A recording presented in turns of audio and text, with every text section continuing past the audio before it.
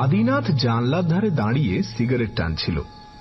হঠাৎ উত্তেজিত ভাবে বলে উঠল, এই শোন, ওই যে যাচ্ছে রে, আরে দেখে যা, ওরে দেখে যা, ওই যে যাচ্ছে। সন্তু, বাদল আর আমি মেঝে বসে তাসের ব্রে খেলছিলাম। চমকে উঠে মুখ তুললাম, দেখলাম আদিনাথের ঠোঁটে কামড়ে ধরা সিগারেট থেকে গল গল করে ধোঁয়া বেরোচ্ছে। সে দুটো হাত জানলার রডে চেপে ভাঁটার মতো চোখ করে কিছু একটা দেখছে। সন্তু মুখ নামিয়ে নিষ্পৃহ ভঙ্গিতে বলল, দোষ, এখানে এসে খালি ভূত দেখছি, ছাড় তো। বাদল আর আমি উঠে গিয়ে আদিনাথের পাশে দাঁড়ালাম। বাদল বলল, কই রে? আদিনাথ অস্ফুট স্বরে বলল, আশ্চর্য, এই তো দেখছিলাম। বাদল খাপ্পা হয়ে বলল, তোর মায়েরই মাথার ভেতর একটা সাদা গাড়ি ঢুকে বসে আছে। আচ্ছা এঁদো, তো সিগারেটটা দে তো, একটা দি, নিশ্চয়ই ওর ভেতর কিছু পুড়েছিস। আদিনাথ কোনো কথা বলল না, ঠিক তেমনি দাঁড়িয়ে রইল। অস্বাভাবিক চাহনিতে সে যেন একটা ভুতুড়ে সাদা মুঠ গাড়ি খুঁজতে থাকল।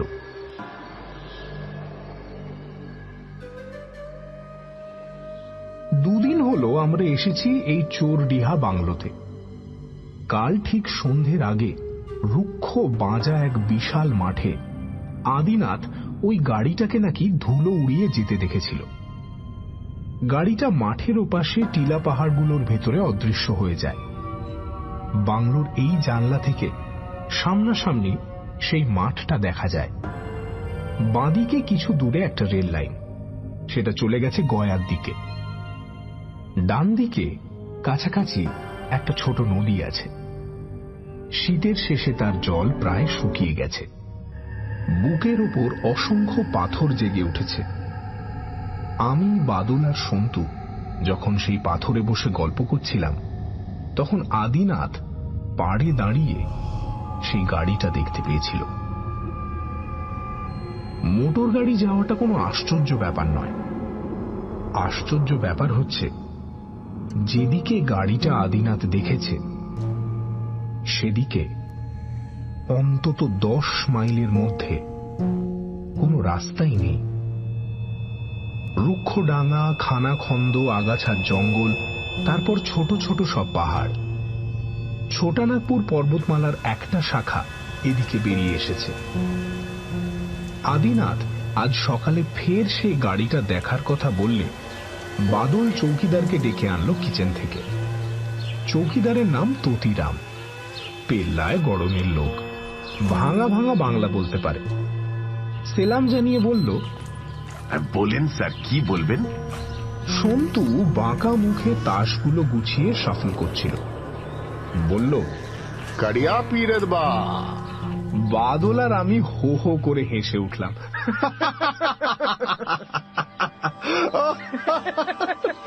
বললাম, চৌকিদার পরশুরাম পড়েনি রে, তবে মনে হচ্ছে এটাই সেই ভূষুণ্ডির মাঠ। হ্যাঁ, চৌকিদার বাঙালি বাবুদের ব্যাপার স্যাপার বুঝতে না পেরে ফ্যাল ফ্যাল করে তাকিয়ে রইল। বাদল বলল, দেখো, ও মাঠ মে বড়বাবু সবসময় একটা মোটর গাড়ি দেখতা তো। চৌকিদার অবাক হয়ে বলল, মোটর গাড়ি? আরে হ্যাঁ, সাদা মোটর গাড়ি, শাঁ করে ভাগতা আর অদৃশ্য হয়ে যাতা। সন্তু মুখ টিপে হেসে বলল, বহুত ধুলো ভি উড়াতা না রে এঁদো। আদিনাথকে অন্যরা কখনো সখনো এঁদো বলে ডাকে। গত অঘ্রাণে বিয়ে করে সে একটু রাশ ভারী হয়েছে। জানলার ধার থেকে সরে এসে বলল, তোরা মায়েরই বিশ্বাস করছিস না, তাই তো? কি যে বলবো তোদের। আচ্ছা এই চৌকিদার, এই হিলগুলোর কাছে এই রাস্তা টাস্তামে নিশ্চয়ই কিছু হয় না, তাই না? কি বলো? আমাদের হিন্দি জ্ঞানের নমুনা দেখে চৌকিদার ভড়কানোর পাত্র নয়। এই বাংলোয় মাঝে মাঝে বাঙালি বাবুরা এসে থাকেন। তার বাঙালি সম্পর্কে প্রচুর অভিজ্ঞতা থাকা স্বাভাবিক। সে একটু হেসে বলল, রাস্তা উস্তা তো কুছ নেই স্যার, তবে মোটর গাড়ির কথা বলছেন, एक गाड़ी मुनमुनिया गांव में मुजम्मल खाएर আছে। तो 9-10 कोस दूरे जंगल के किनारे में। चोरडीहार असली जंगल तो उधर है। मुजम्मल खाएर काठेर कारबार आछे। मालूम होता है कि खां साहब का मोटर गाड़ी है। আদিনাথ সন্দিগ্ধভাবে বলল, গাড়িটা কি সাদা রঙের গাড়ি? চৌকিদার ততিরাম গোঁফে তা দিয়ে ভাবিত মুখে বলল, মনে তো না আছে স্যার, আর সাদা ভি হবে। সন্তু বলল, ব্যাস হলো তো, রহস্যের মুন্ডুতে ঘ্যাচাং করে একটা কোফল। চৌকিদার চলে গেল। আদিনাথ বলল, all right, I must investigate. খাটের মশারি স্ট্যান্ডে ঝোলানো প্যান্ট শার্ট টেনে নিল আদিনাথ। পাজামা ও পাঞ্জাবি খুলে ফেলল ঝটপট। বাদল বলল, তুই সত্যি যাচ্ছিস? মারা পড়বি এদো, বউকে এত শিগগির বিধবা করিস নে ভাই। আদিনাথ প্যান্ট শার্ট পরে মাথায় সান ক্যাপ পরল, চোখে সানগ্লাসও পরল। তারপর আমাদের দিকে ঘুরে বলল, এই তোরা কেউ যাবি আমার সঙ্গে? বাদল রাগ করে বলল, এই এবার আমাদের চোরডিহা হাটে যাওয়ার কথা না? আদিনাথের মুখে একটা মরিয়াপনার ছাপ ফুটে উঠল। সে বলল, তার চেয়ে আমার কাছে একটা সাদা গাড়ি ঢের জরুরি। সন্তু তাস রেখে উঠে দাঁড়ালো, কোমরে 2 হাত রেখে ফিল্মের ভিলেনের ভঙ্গিতে বলল, গাড়িটা কি তোর শ্বশুরের ভেবেছিস নাকি যে জামাইকে দেখে তুলে নেবে? শুনলি না কোন খাঁ সাহেবের গাড়ি বলল? আদিনাথ কোনো কথায় কান দিল না, সে বেরিয়ে গেল। সন্তু তার কিট ব্যাগ খুলে ব্র্যান্ডির বোতলটা বের করে হাসতে হাসতে বারান্দায় গেল। তারপর বোতলটা তুলে চেঁচিয়ে আদিনাথের উদ্দেশ্যে বলল, এদো, এই এদো, যাওয়ার আগে একটু স্ট্রেংথ নিয়ে যা রে এদো। আদিনাথ বাংলোর এই টিলা বেয়ে হনহন করে নেমে যাচ্ছিল। বারান্দায় দাঁড়িয়ে আমরা অনেকক্ষণ ধরে তার যাওয়া দেখলাম। কাছিমের গোলের মতো বিস্তীর্ণ ন্যাড়া মাঠ পেরিয়ে সে যখন পলাশ বনটায় ঢুকল, তখন তার ধূসর টুপিটা দেখা যাচ্ছিল। বাদল বলল, আদিনাথটা বরাবর এরকম একরোখা কেন বলতো? সন্তু ব্র্যান্ডির বোতলে চুমুক দিয়ে ঘরে চলে গেল। আদিনাথ এরকম একরোখা সেটা আমরা জানি, কিন্তু কোথায় একটা সাদা মোটর গাড়ি দেখেছে তা তদন্ত করে দেখার যোগ্য কেন মনে করল বুঝতে পারছিলাম না। এমনও তো হতে পারে গাড়িটা যদি মনমুনিয়া গাঁয়ের কাঠগোলার মালিক মুজম্মল খাঁয়ের নাও হয়। কারা বেড়াতে এসেছে বাইরে থেকে এবং ইচ্ছে করেই মাঠ বন বাদার চষে বেড়াচ্ছে। আমাদের সঙ্গে গাড়ি থাকলে আমরাও কি তা করতাম না? চোরডিহা স্টেশন থেকে একটা কাঁচা এবড়ো খেবড়ো রাস্তায় মাইল 4 এলে এই ফরেস্ট বাংলো। এই রাস্তাটা বাংলোর পেছন দিকে এবং জিপে করে আসা যায়। সরকারি লোকেরা জিপে চেপেই এখানে আসেন। চৌকিদারের কাছে শুনেছি মাঝে মাঝে শিকারীরাও আসে জঙ্গলে শিকার করতে। অবশ্য জঙ্গলটা বেশ দূরে। একসময় নাকি দক্ষিণের ওই মাঠ আর আগাছার জঙ্গল সত্যিকার জঙ্গলে ভরা ছিল। উঁচু উঁচু শালবন ছিল। কালক্রমে উচ্ছেদ করে ফেলেছে লোকেরা। মাটি ন্যাড়া হয়ে গেছে অনেকটা জায়গা জুড়ে। বন দপ্তর আবার সেখানে গাছ পোঁতার প্ল্যান করছে। বাদল উদ্বিগ্ন মুখে তাকিয়ে আছে দেখে বললাম, ছেড়ে দে, ওর মাথায় ভূত ঢুকেছে। ভেতরে এসে আমরা পোশাক বদলে ফেললাম। তারপর চৌকিদারকে বলে গেলাম আদিনাথ ফিরলে তাকে যেন চোরডিহা চলে যেতে বলা হয়। আমরা সেখানে বিকেল অবধি থাকব আর সন্ধ্যার মুখে মুরগি কিনে নিয়ে ফিরব। চোরডিহায় আদিবাসী পুরুষ ও মেয়েরা নানান রকম জিনিস বিক্রি করে। পুঁতির মালা, ঝুড়ি, কাঠ, বনজ ফলমূল, এমনকি মুরগিও। দূর দূরান্তের শহুরে বাবুরাও বেড়াতে আসে, বেশিরভাগই বাঙালি। হাটের শেষ দিকটায় একটা বিশাল মহগনি গাছের ছায়ায় বসে আমরা বোতলে ভরা ঈষৎ সভ্য চেহারার রঙিন মহুয়া পান করলাম। সূর্য যখন একটু পশ্চিমে গড়ালো তখন গাছের ছায়ায় তিনজনে শুয়ে পড়লাম। সেই ঘুম যখন ভাঙল তখন রোদ কমে গেছে, খিদে পেট চোঁচো করছে। ভাঙা হাটে তাড়াহুড়ো দরদস্তুর না করেই দুটো মুরগি কেনা হলো। একটা চটের থলেও কিনতে হলো মুরগি দুটো আনার জন্য। বাংলোর কাছাকাছি গিয়ে এতক্ষণে আমাদের আদিনাথের কথা মনে পড়ল। সন্তু বলল, নির্ঘাত চৌকিদারের ভাত রুটি মেরে নাক ডাকিয়ে ঘুমোচ্ছে। এবেলা তো আমাদের জন্য রাধার কথা ছিল না। বাদল তখনও টলছে, বলল, কি হারালো জানে না এদো। ওফ, কি দিনটা কাটলো মাইরি। গেটের কাছে পৌঁছে সন্তুর গতি বেড়ে গেল। চৌকিদার, চৌকিদার, কাহা হ্যায় তুম? এ তোতিরাম, কিধার গয়া? মুরগি লায় রে, দেখো। বলে সে চেঁচাতে চেঁচাতে লন পেরিয়ে শেষ দিকটায় চলে গেল। ওদিকে কিচেন, তার পাশে চৌকিদার তোতিরামের ঘর। বাদল লনে পেতে রাখা বেতের চেয়ারে বসে চেঁচিয়ে বলল, ওই সন্তু, কড়া চা বলে দে একটা, লেবু চা। আমি বারান্দায় এগিয়ে দেখি দরজাটা ভেজানো। যা ভেবেছিলাম তাই, আদিনাথ এখনো ঘুমোচ্ছে, কিন্তু গায়ে কম্বল মুড়ি দিয়েছে কেন বুঝলাম না। এখানে মাঝরাতের পর এখনো শীত লাগে, শেষ রাতে শীতটা আরো জোরালো হয়, কিন্তু তাই বলে দিনের বেলায় মুড়ি দেওয়ার প্রশ্নই ওঠে না। ডাকলাম, আদিনাথ, আদিনাথ, এই এঁদো, এঁদো। আদিনাথের মুখটা কম্বলের বাইরে ছিল। সে একবার তাকিয়ে চোখ বুঝল। ওর চোখ দেখে চমকে উঠলাম। চোখ একেবারে লাল। কাছে গিয়ে বললাম, কিরে এঁদো, জ্বর টর হলো নাকি? কপালে হাত রেখে টের পেলাম জ্বরে গা পুড়ে যাচ্ছে। বললাম, জ্বর বাঁধিয়েছ তাহলে? বারণ করেছিলাম রোদে অমন করে বেরিও না। নাও এখন ঠেলা বোঝো। আদিনাথ চোখ বুজে রেখে কেমন একটা হেসে বলল, আরে হাটে গেছিলি তোরা? হাটে গেছিলি? হ্যাঁ, তুই কখন ফিরলি? আমি ফিরেছি দুপুরে।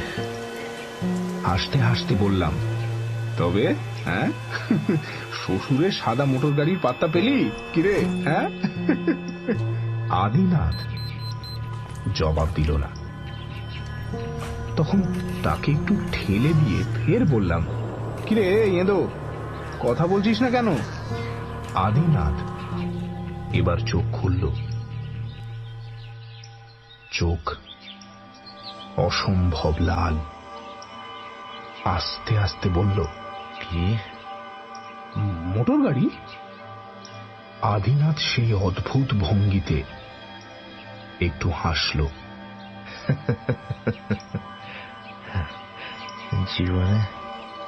জীবনে এত এত সুন্দর সাদা গাড়ি আমি দেখিনি, জানিস?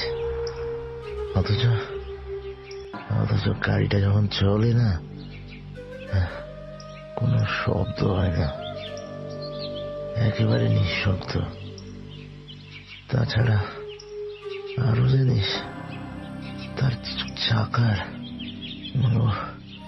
চাকার কোনো দাগই পড়ে না, যেন শূন্যে ভেসে বেড়ায়। কি আবল তাবল বকছিস জ্বরের ঘোরে? থাম, তোকে একটা ট্যাবলেট দিই। আদিনাথ গরম হাতে আমার হাত ধরল। থাক প্লিজ, সাদা গাড়িটার কথা শোন প্লিজ। এবার আদিনাথ যেন সত্যি জ্বরের ঘোরে ভুল বকতে শুরু করলো। গাড়িটা চলে অসংলগ্ন সব কথা ওরে গলার ভেতর জড়িয়ে জড়িয়ে বলছিল। পাখা নেই তো। এক বর্ণ বুঝলাম না। তখন বাদলকে ডাকলাম, সন্তু এসে গেল। আমরা দেখলাম আদিনাথ চোখ বুজে বিড়বিড় করতে করতে হাত দুটো মুঠো করছে এবং তার সঙ্গে পা দুটো নড়ে উঠছে। আমি ভীষণ ভয় পেয়ে গেলাম। সন্তু উদ্বিগ্ন মুখে বলল, এটা সেই ম্যালিগনেন্ট ম্যালেরিয়া না কি যেন বলে, তাই নয় তো? বাদল গম্ভীর ভাবে মাথা নেড়ে বলল, তর্কা। সন্তু বলল, ধুর বোকা, তর্কা তো বাচ্চাদের হয়। আরে এটা বাজে তর্কাতর্কি সময় নয়। সন্তু, শিগগিরই এক বালতি জল আর মগ নিয়ে আয়, ওর মাথাটা ধুয়ে দেওয়া দরকার। সন্তু জল নিয়ে এলো। আদিনাথের মাথাটা বালিশের ওধারে ঝুলিয়ে জল ঢালতে শুরু করলাম। একটা রুমাল ভিজিয়ে আদিনাথের মাথায় জলপট্টিও দেওয়া হলো। চৌকিদার তখন ওদিকে মুরগি নিয়ে ব্যস্ত। ওর কাছে গিয়ে ব্যাপারটা জানিয়ে বললাম, তোতিরাম তোতিরাম, यहाँ पे नजदीक में कोई कुछ मिलेगा? डॉक्टर कुछ है? তোতিরাম হতাশ ভাবে মাথা দুলিয়ে বলল, नजदीक में तो नहीं अच्छे सर, लेकिन मुनमुनिया जेते पारले ओ डाक्तार मिलबे। वहां एक बंगाली डाक्तार भी आछे। ততক্ষণে সন্ধ্যার আধার ঘনিয়েছে। বাংলোয় বিদ্যুৎ নেই। চৌকিদার হ্যারিকেন জ্বালল। কেটলির জল ফুটছিল কয়লার উনুনে। চা তৈরি করল। আমি চায়ের ট্রে নিয়ে ফিরে এলাম। খিদের অবস্থা গুরুতর, তাই রান্নাটা যত তাড়াতাড়ি হয় ততই মঙ্গল। সন্তুরা লণ্ঠন জ্বেলেছে। আদিনাথকে দেখে মনে হলো সে এখন ঘুমোচ্ছে। আমরা চুপচাপ চা খেতে থাকলাম। চা শেষ করে বললাম,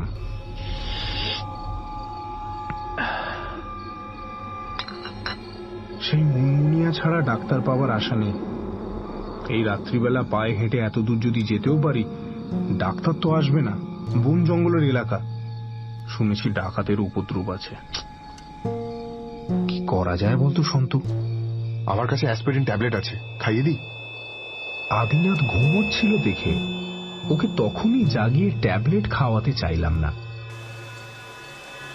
এবারকার বেড়াতে আসার আনন্দ মাঠে মারা গেল ভেবে আমরা মুষড়ে পড়লাম। বাদল বাইরের দিকে তাকিয়ে বলল, যা হবার হলো, এ তো ঘুমোক। চ, আমরা বাইরে গিয়েই বসি। চাঁদ উঠেছে মনে হচ্ছে। আমরা তিনজন লনে গিয়ে বেতে চেয়ারে বসলাম। সবে চাঁদ উঠেছে। চাঁদের গরম দেখে মনে হলো আগামীকালই পূর্ণিমা। চোরডিহায় এখন বসন্তকাল, তবু জ্যোৎস্নাটা পরিচ্ছন্ন নয়। শীতের কুয়াশা যেন এখনো জড়িয়ে আছে সেই জ্যোৎস্নার ভেতরে। আমাদের কথা বলতে ইচ্ছে করছিল না। আদিনাথের গোয়ার্তুমির জন্য সব ভেস্তে গেল। কাল সকালেও যদি জ্বরটা না ছাড়ে তাহলে কি হবে ভেবে পাচ্ছিলাম না। ডাক্তার আনতে সেই মুনমুনিয়া যাওয়া, উফ। দূরে বিস্তীর্ণ ন্যাড়া মাঠটার দিকে তাকিয়ে সিগারেট খাচ্ছিলাম।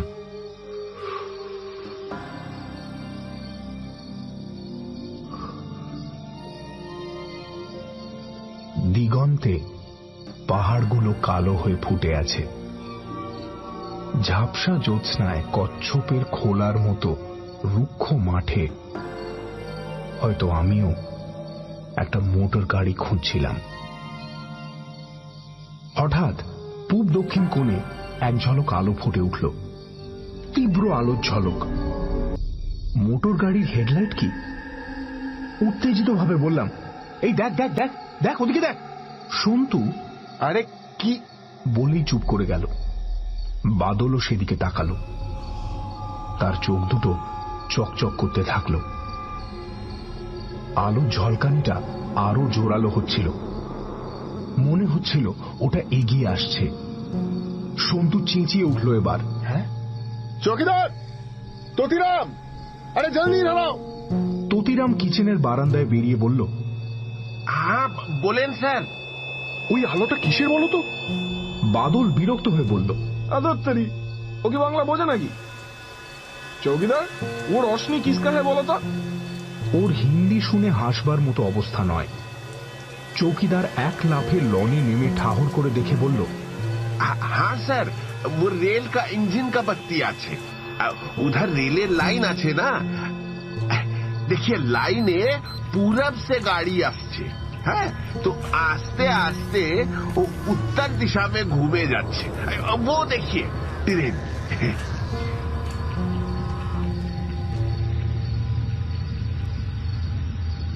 আলোটা আর নেই।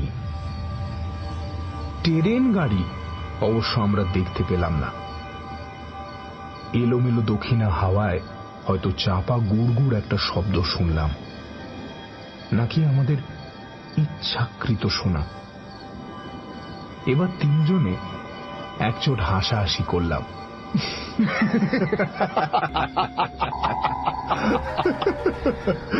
বাবা। তারপর সন্তু উঠে দাঁড়িয়ে বলল, বাদল, তুই আদিনাথকে দেখিস, আমরা একটু ঘুরে আসছি, বুঝলি? সন্তু ঘরে গিয়ে টর্চ নিয়ে এলো। তারপর আমায় ডেকে বলল, চল। বাদল রেগে গিয়ে বলল, এঁদোর অবস্থা হবে বলে দিচ্ছি। তাছাড়া চৌকিদার বলেছিল ওদিকে শঙ্খচূড় সাপ আছে। সন্তু গ্রাহ্য করল না। ও পাছে আমাকে ভীতু ভাবে, তাই নিঃশব্দে ওর পিছু নিলাম। সামনের রাস্তাটা কিছুটা সোজা, তারপর ফের ঢালু হয়ে উঠে গেছে। ধারে পৌঁছে সন্তু বলল, আমার একটা খটকা লেগেছে জানিস। সেটা মনের ভুল না চোখের ভুল নাকি সত্যি কিছু ভেরিফাই করা উচিত। কি রে সন্তু? কাল সন্ধ্যার একটু আগে আদিনাথ সাদা মোটর গাড়ির কথা বলল। অনেক রাতে আমার ঘুমটা ভেঙে গেছিল হঠাৎ। কোথাও যেন একটা চাপা গড়গড় শব্দ শুনতে পেলাম। ভাবলাম কোনো সরকারি অফিসার আসছে বাংলায়, সে বেটে এসে আমাদের ভাগিয়ে দেবে। এই ভেবে মনে মনে তৈরি হয়ে বারান্দায় বেরোলাম। তোরা তখন ঘুমে কাট। তারপর বারান্দায় দাঁড়িয়ে আছি, তোর দিব্যি হঠাৎ মনে হলো ঠিক এইখানটা একটা সাদা গাড়ি দাঁড়িয়ে আছে। চাঁদের আলো ছিল, কিন্তু গাড়িটা অসম্ভব সাদা। তার চেয়েও অবাক কথা, তারপর গাড়িটা আর দেখতে পেলাম না। তখন ভাবলাম নিশ্চয়ই ভুল দেখেছি। সন্তু, কথাটা তোর বলা উচিত ছিল। আরে ভুল, ওটা কি বলার কথা নাকি? আদিনাথের এই জ্বর আর ভুল বকা দেখে তখন থেকে মাথার ভেতরটা ঝিমঝিম করছে। তোরা আমাকে কুসংস্কারগ্রস্ত ভাববি বলে চুপ করেছিলাম, কিন্তু সন্তু একটু ভেবে আবার বলল, কিন্তু যদি সত্যি পৃথিবীতে অলৌকিক বা ভুতুড়ে ব্যাপার কিছু থাকে, সেটা আমাদের ভালোভাবে বুঝে নেওয়ার দরকার আছে। আরে বুঝবিটা কি? সন্তু আমার প্রশ্নের জবাব দিল না। সে হন হন করে হাঁটতে শুরু করল। এক জায়গায় আবার কিছু পাথর পড়ে রয়েছে। টের পেলাম বাংলো থেকে মাঠটাকে যেমন দেখেছি আদৌ তেমনটি নয়। প্রচুর পাথর আর ফাটলে ভর্তি। জায়গায় জায়গায় কাঁটা ঝোপও রয়েছে। সন্তু একটা বড় পাথরের উপর উঠে বসে আমায় ডাকল, আয়, এখানে কিছুক্ষণ বসে ওয়াচ করি, আয়। পাগলের পাল্লায় পড়া গেল দেখছি। আমি ভেতর ভেতর বেশ ভয় পেয়ে গেছি। এই অজানা বিস্তীর্ণ প্রান্তরে জ্যোৎস্নায় মানুষের মনে প্রকৃতি প্রেম জাগবার কথা, কিন্তু আমি অস্বস্তিতে আড়ষ্ট। খালি মনে হচ্ছে আচমকা একটা অসম্ভব সাদা মোটর গাড়ি কখনো শব্দে কখনো নিঃশব্দে ছুটে আসবে চোরডিহার জ্যোৎস্নার মাঠে। আমাদের ভয়ার্ত চোখের সামনে সে সারা মাঠ ছোটাছুটি করবে তারপর মিলিয়ে যাবে হঠাৎ। সন্তুকে একবার একটু নড়ে উঠতে দেখলাম, যেন সত্যি ভুতুড়ে গাড়িটা দেখতে পেয়েছে, কিন্তু তারপর আগের মতো স্থির হয়ে রইল সে।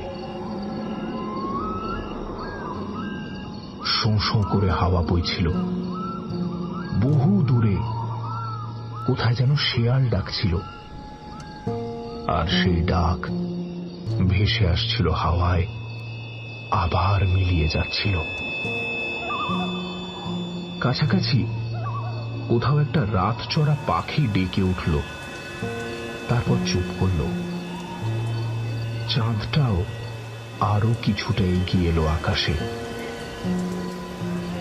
তারপর বাংলোর দিক থেকে একটা ডাক ভেসে এলো। চমকে উঠলাম। হ্যাঁ,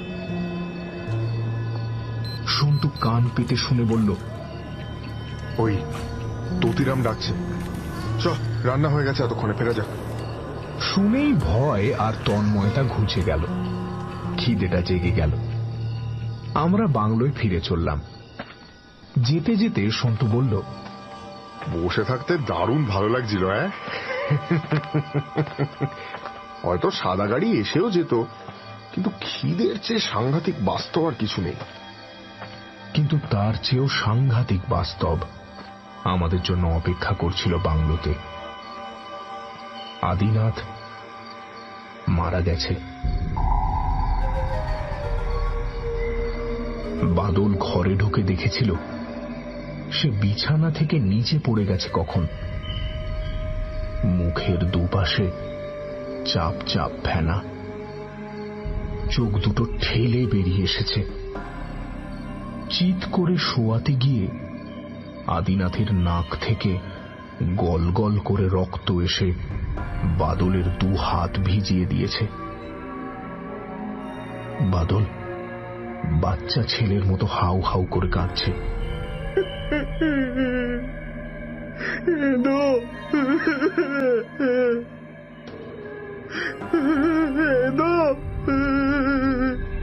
ততিরাম ভিজে চোখে বারবার বলছে, ये कभी नहीं हो सकता,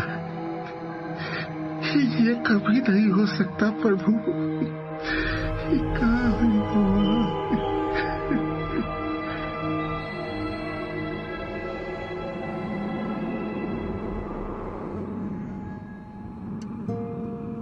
আদিনাথের ডেথ সার্টিফিকেটে লেখা হয়েছিল সানস্ট্রোক, এবং তাতেই মৃত্যু। কলকাতা শহর অলৌকিকতাকে মিথ্যা প্রতিপন্ন করে।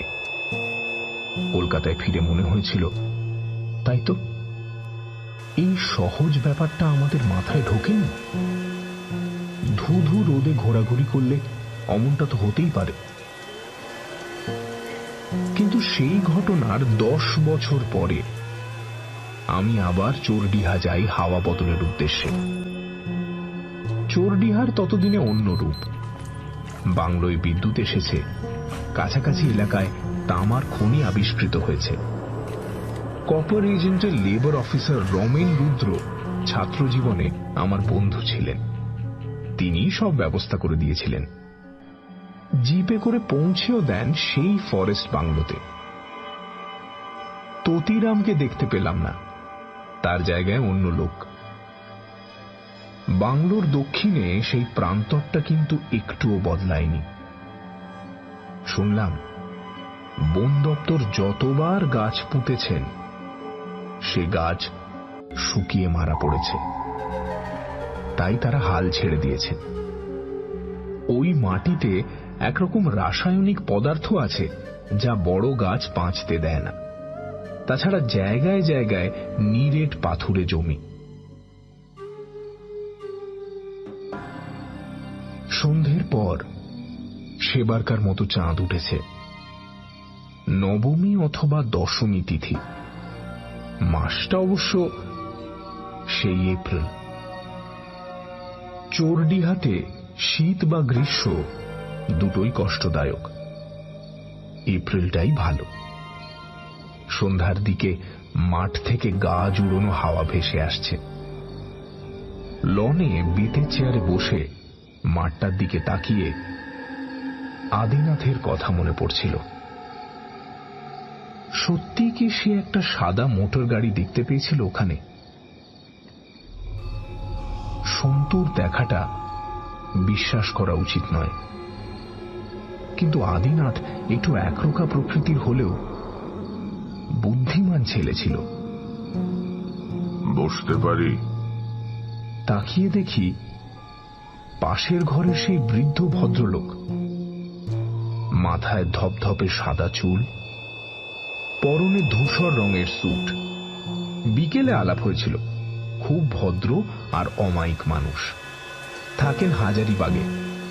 নাম বলেছিলেন নরনারায়ণ ত্রিবেদী। সাহেবের মতো চালচলন, হাবভাব সবকিছুই। ত্রিবেদী সাহেব বসে একটু হেসে বললেন, কফি খেতে আপত্তি নেই তো? বললাম, আরে না না, আমি বরং ভাবছিলাম যে। কথা কেড়ে নিয়ে ত্রিবেদী সাহেব বললেন, বলে এসেছি, প্লিজ ওয়েট আ বিট। তারপর এলাকার হালচাল নিয়ে গল্প করতে থাকলেন। চোরডিহা জঙ্গলের ইতিহাস শোনালেন আমাকে। তারপর বললেন, প্রতি বছর এ সময়টা এখানে আসি, প্রায় দিন 20 করে কাটিয়ে যাই। বাংলোয় জায়গা না পেলে ক্যাম্প করে নদীর ধারে গিয়ে থাকি। শঙ্খচূড় সাপ আছে বলে সবাই ভয় দেখায়। এ পর্যন্ত তা দেখার সৌভাগ্য হয়নি। আর প্রায় 20 বছর ধরে এখানে আসছি। আমি একবার এসেছিলাম, সেটা 1970 সালে। 4 বন্ধু মিলে এসেছিলাম। কি বললেন? 1970? আমি সে বছর এপ্রিলটা মিস করেছিলাম। হঠাৎ অসুস্থ হয়ে পড়লাম, হাসপাতালে থাকতে হলো 1 মাস। তবে সেবার অগাস্টে এসেছিলাম, 2 দিন থেকে চলে যাই। আমার ওই এপ্রিলেই চোরডিহা স্যুট করে ভালো। কফি নিয়ে এলো চৌকিদার। কফিতে চুমুক দিয়ে ত্রিবেদী সাহেব বললেন, হ্যাঁ, কি বলছিলেন যেন? ও, এপ্রিল। হ্যাঁ, এপ্রিল। চোরডিহা আমাকে কি দিয়েছে ভাবতে পারেন? ভদ্রলোক একটু হাসলেন। রসিকতার ইচ্ছে হলো। বললাম, আপনি নিশ্চয়ই হানিমুনে এসে এই জায়গাটার প্রেমে পড়েছিলেন, তাই তো? একটু চুপ করে থাকার পর কফিতে চুমুক দিয়ে ত্রিবেদী সাহেব ফের বললেন, আরে নো নো নো নো, আমায় দেখে কি মনে হয় সেই 1960 সালে বিয়ে করেছিলাম? আমার বয়স এখন 75। তাহলে হিসেব করুন, 1960 সালে আমার বয়স ছিল 55 বছর। আমার মেয়ে সুভদ্রার বয়স ছিল মোটে 20। একমাত্র মেয়ে। ওর মা মারা যায় 1959। পরের এপ্রিলে ওকে নিয়ে বেড়াতে এলাম চোরডিহা। তখন এই বাংলোয় ছিল টালির চাল, বাঘের ডাক শোনা যেত আশেপাশে। ওদিকে হাজারিবাগ গয়া সড়কের অবস্থা তখন শোচনীয়। তবু সুভদ্রাকে একটু থ্রিল দেব বলে মোটর গাড়ি হাঁকিয়ে এই বাংলোয় এসে হাজির হলাম।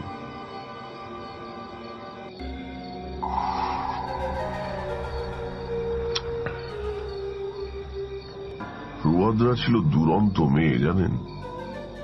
আমি সকালে বন্দুক নিয়ে নদীর ওদিকে গেছি, যদি কিছু পাখি টাকি মারা যায়। সুভদ্রার মাথায় ঝোঁক চেপেছে, ও মাঠটায় গিয়ে গাড়ি চালাবে। সবে স্টিয়ারিং ধরতে শিখেছে, বুঝলেন ব্যাপারটা। দুপুরে কয়েকটা হরিয়াল নিয়ে বাংলোয় ফিরে দেখি সুভদ্রা নেই। চৌকিদার বলল, গাড়ি নিয়ে বেরিয়েছে মাঠের দিকে। ফিল্ড গ্লাস ছিল সঙ্গে। চোখ রেখে মাঠটা তন্ন তন্ন করে খুঁজলাম, দেখতে পেলাম না। আমি আমার মেয়েকে দেখতে পেলাম না। ওদিকে তো কোনো রাস্তাঘাট নেই, গেল কোথায় বোকা মেয়েটা ভাবছি। আমি তক্ষুনি বেরিয়ে পড়লাম বাংলো থেকে। আমি মাঠের শেষ প্রান্তে, যেখানে ওই হিলগুলো দেখতে পাচ্ছেন, ওই যে ওই হিলগুলো, নদীটা ওখানে ঘুরে গেছে, গভীর খাত সৃষ্টি করেছে। চোরডিহা প্রপাত দেখেননি আপনি? মাথা নাড়লাম, কান পেতে শুনছিলাম। এপ্রিলে প্রপাতের তলা শুকনো। গিয়ে দেখি গাড়িটা 300 ফুট নিচে উল্টে পড়ে আছে। আপনার মেয়ের তাহলে কি হলো? বৃদ্ধ চেঁচিয়ে উঠলেন। Are you a fool? Are you a fool? 300 foot নিচে যে গাড়ি। হঠাৎ থেমে গিয়ে ধরা গলায় বললেন, আমায় ক্ষমা করুন, ইদানিং আমার হাই ব্লাড প্রেশার তো। বেশ অনেকক্ষণ স্তব্ধতা। তারপর আস্তে আস্তে বললাম, ত্রিবেদী বাবু, গাড়িটা কি সাদা রঙের ছিল? হ্যাঁ। কেন বলুন তো? বৃদ্ধের চোখ জ্যোৎস্নায় চকচক করতে দেখলাম। তিনি আমার দিকে তাকিয়ে আছেন, কিন্তু প্রসঙ্গ ফেরাতে বললাম, বাই দ্য ওয়ে, চোরডিহার জঙ্গলে তখন নিশ্চয়ই বাঘ ছিল। আপনি কখনো বাঘ মেরেছেন কি? হ্যাঁ? নরনারায়ণ ত্রিবেদী এক্সকিউজ মি বলে উঠে আস্তে আস্তে বাংলোর দিকে চলে গেলেন। নিজের ঘরে গিয়ে ঢুকলেন। আমিও একা বসে থাকতে পারলাম না। আস্তে আস্তে নিজের ঘরে ফিরে গেলাম।